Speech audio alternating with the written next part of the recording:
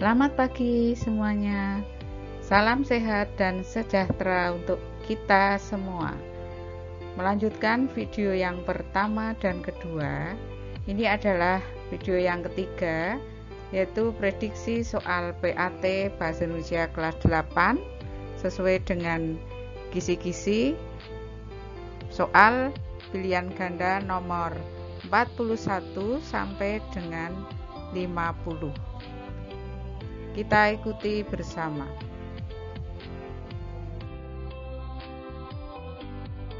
Nomor 41. Membaca kamus atau surat kabar merupakan membaca cepat yang dapat dilakukan dengan teknik membaca A. Bentuk zigzag. Bentuk ini sesuai dengan namanya dilakukan dengan cara membaca zigzag ya. Membaca secara zigzag dapat diterapkan saat membaca teks yang sulit. Kemudian bentuk diagonal. Ketika menggunakan teknik ini, fokus mata mulai membaca dari halaman sudut kiri atas. Mata kemudian bergerak diagonal ke sudut kanan bawah halaman. Selanjutnya, jari digunakan untuk membuka halaman berikutnya yang hendak dibaca agar teknik membaca ini berkelanjutan. Nah, yang tepat untuk membaca kamus atau surat kabar ini yang B, teknik membaca diagonal. Sedangkan yang C, spiral, ini cocok diterapkan saat membaca teks yang agak sulit. Jawaban yang betul adalah bentuk diagonal.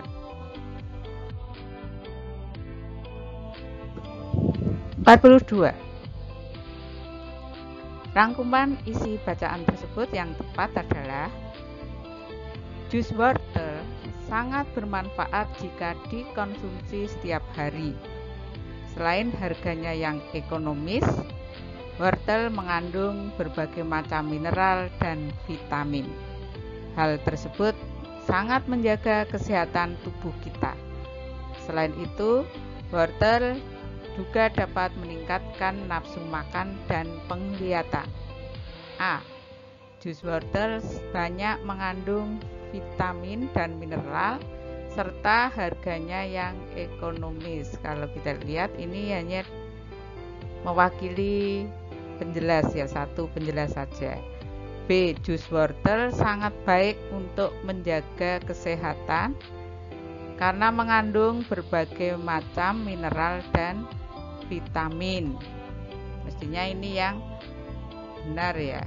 Kalau yang C, jus wortel sangat baik bagi tubuh yang dapat meningkatkan nafsu makan dan penglihatan. Ini hanya satu poin saja, satu penjelas, jadi tidak mewakili. Jus wortel dapat mengobati segala jenis penyakit baik ringan maupun berat. Ini tidak sesuai, jadi yang benar B. 43. Kalimat-kalimat berikut yang merupakan kalimat tanggapan. A. Sudah seharusnya orang tua juga membantu pendidikan anak di rumah, bukan semua diserahkan kepada guru. Nah, mestinya ini ya, sudah ada kata seharusnya. Ini merupakan kalimat tanggapan. Tapi kita lihat yang lain, bunga mawar itu mekar setiap hari dengan aneka warna. Ini bukan tanggapan. Anak-anak sudah mempersiapkan diri menghadapi PAT yang akan dimulai akhir bulan Mei. D. Permasalahan hidup silih berganti tidak kunjung reda terlebih di masa pandemi ini. Jadi yang benar adalah A. Sudah seharusnya. Ini ada kata seharusnya menunjukkan atau sebagai ciri kalimat tanggapan. 44. Kalimat di atas yang tidak mengandung kata bermakna kias adalah kalimat 1. Aktris itu sedang naik daun karena kepiawaiannya. Nah, di sini ada kata naik daun, itu jelas bermakna kias. Terkenal ya, mulai terkenal. 2. Sony terkenal sebagai orang yang bermuka dua di depan bosnya, bermuka dua. Ini biasanya orangnya tidak jujur, munafik ya, apa yang dikatakan tidak sesuai dengan yang sebenarnya. Ibu tidak tahan mendengar kakak menjadi buah bibir tetangganya. Buah bibir itu bermakna kias, artinya menjadi perbincangan ya. Cuaca yang dingin membuat warga malas keluar rumah. Nah, di sini kalimat keempat tidak ada kata atau ungkapannya, tidak ada yang bermakna kias. Jadi jawaban yang benar adalah kalimat keempat.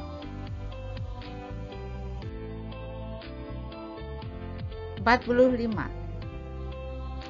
Frasa adjektif yang terdapat dalam kutipan cerita di atas adalah, kalian tahu frasa adjektif itu cirinya bisa diberi keterangan yang menyangatkan, misalnya sangat, sekali, terlalu. Kita lihat, Tante Lin melihat Kori penuh emas dan intan, alangkah sakit hatinya. Maka diperlihatkan kepada Kori sepasang kerabu berlian yang amat besar dan berkilau-kilau sinarnya.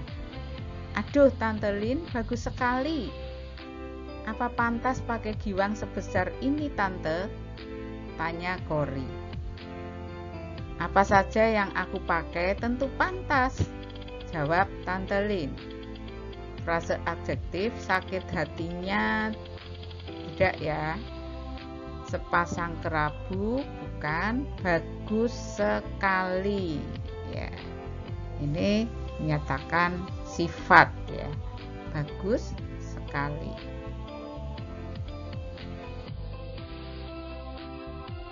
46.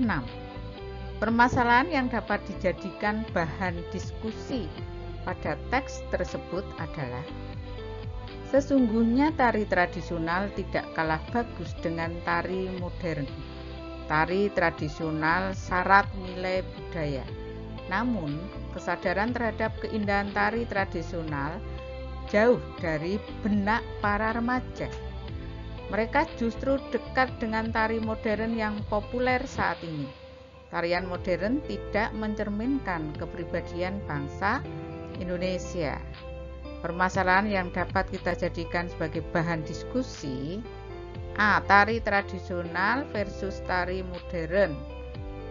Kurang tepat ya. Kepedulian para remaja akan tari tradisional.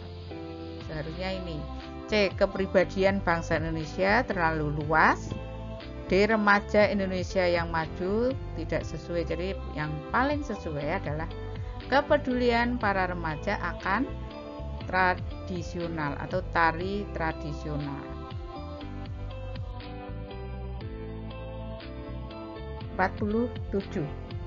Solusi terhadap permasalahan yang terdapat pada teks tersebut di atas adalah, sesungguhnya tari tradisional tidak kalah bagus dengan tari modern. Nah, ini ternyata teksnya sama dengan yang nomor 46 tadi. Nomor 46 tadi ditanyakan tentang permasalahan, di mana permasalahannya adalah kepedulian para remaja akan tari tradisional. Ini masalah yang bisa didiskusikan, kepedulian para remaja akan tari tradisional. Sedangkan solusinya sekarang, solusi terhadap permasalahan yang terdapat pada teks di atas. Remaja harus peduli akan tari tradisional dengan menjaga dan melestarikannya. Ini betul ya mestinya. B. Para remaja harus menyadari keindahan tari tradisional. Kurang tepat, di sini hanya menyadari keindahan. Padahal di sini masalah kepedulian ya. C. Remaja harus dapat mencerminkan kepribadian bangsa Indonesia. Kurang sesuai. Remaja Indonesia harus lebih menyenangi tari tradisional, juga kurang tepat. Jadi yang Nah, 48. Isi buku apresiasi sastra antara lain ada pendahuluan, pengertian karya sastra, manfaat karya sastra, dan jenis-jenis karya sastra. Peta konsep terhadap isi buku tersebut dapat disajikan sebagai berikut. A.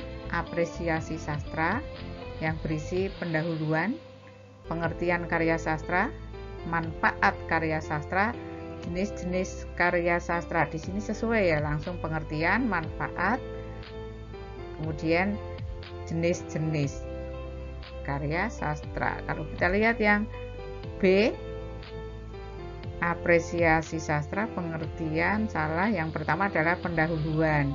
C, apresiasi sastra, pendahuluannya terakhir salah.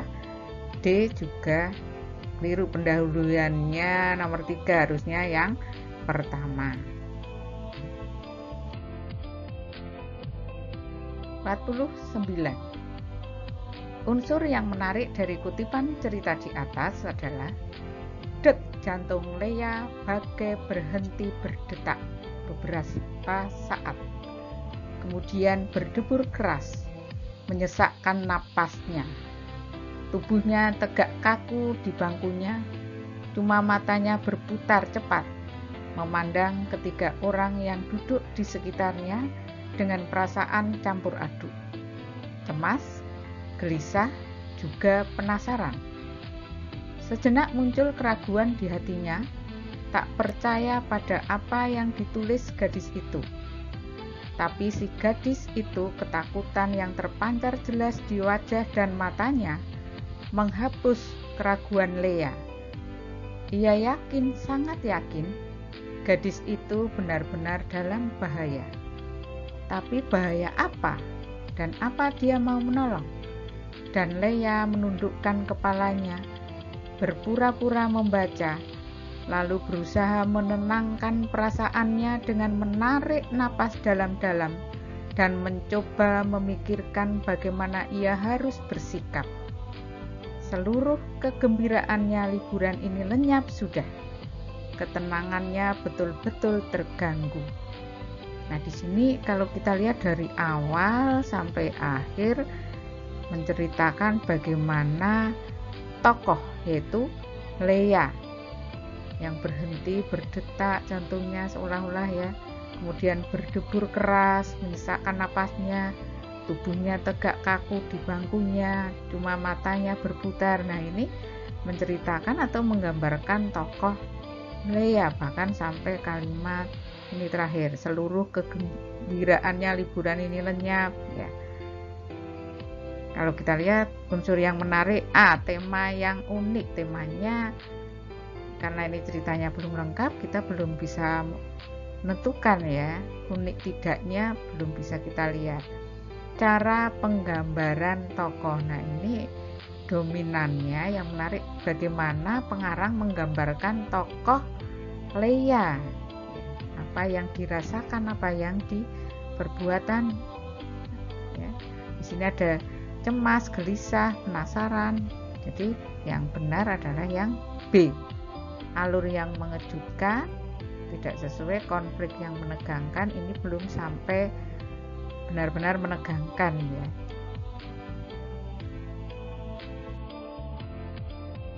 (50) Kalimat kedua pada kutipan cerpen di atas menggunakan majas. Ketika langit berwarna jingga di taman dekat sekolah, ada seorang perempuan yang duduk di sudut taman. Ia hadir di taman itu dan menunggu kedatangan 2 ekor kupu-kupu cantik. Ya, keduanya cantik. Nah, kalimat kedua di sini ada majas ya, kupu-kupu cantik. Hanya kita harus menentukan ini majas apa yang benar, personifikasi, simile, perumpamaan, atau metafora. 2 ekor kupu-kupu cantik. Jadi ada kupu-kupu dikatakan cantik. Cantik di sini sebenarnya sifat manusia, biasa digunakan untuk manusia. Di sini kupu-kupu bukan manusia. Jadi yang paling tepat adalah personifikasi. Simile itu sebenarnya mirip dengan perumpamaan, bukan metafora juga bukan.